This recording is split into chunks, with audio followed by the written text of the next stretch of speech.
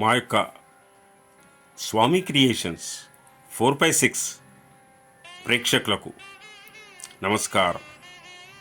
ఈరోజు 100 వీడియోలు పూర్తి చేసుకుంది మా యొక్క ఛానల్.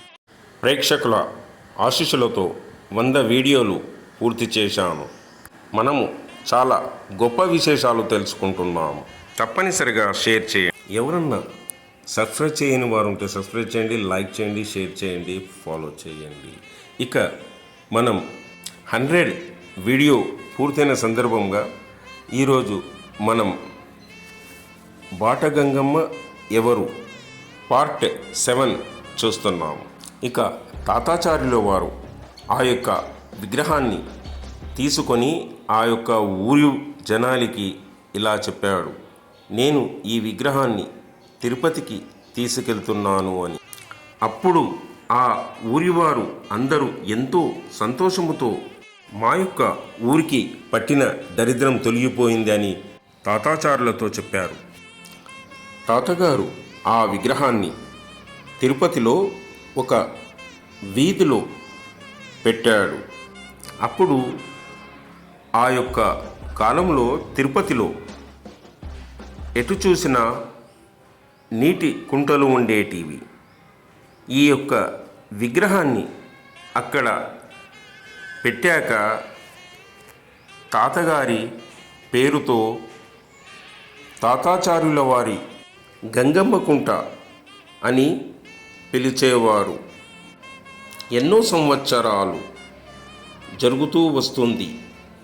అప్పట్లో ఆ యొక్క గంగమ్మ గుడికి తలుపులు లేవు.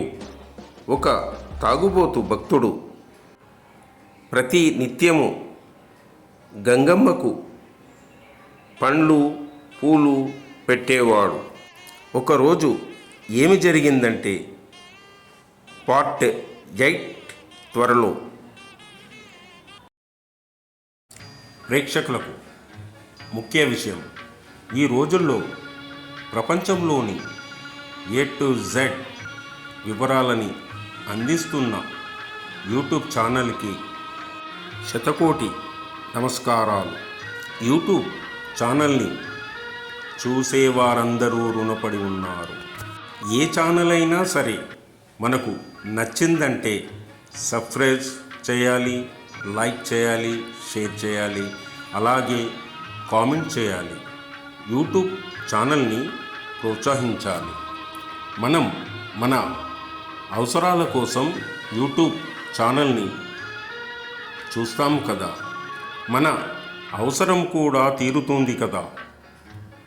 తప్పనిసరిగా సబ్స్క్రైబ్ చేయండి, లైక్ చేయండి, షేర్ చేయండి, అలాగే కామెంట్ చేయండి. నాకు ఈ అవకాశం ఇచ్చిన యూట్యూబ్ ఛానల్ వారికి నా యొక్క ధన్యవాదాలు. అలాగే నా యొక్క స్వామి క్రియేషన్స్ 4/6 ప్రేక్షకులకు ధన్యవాదాలు.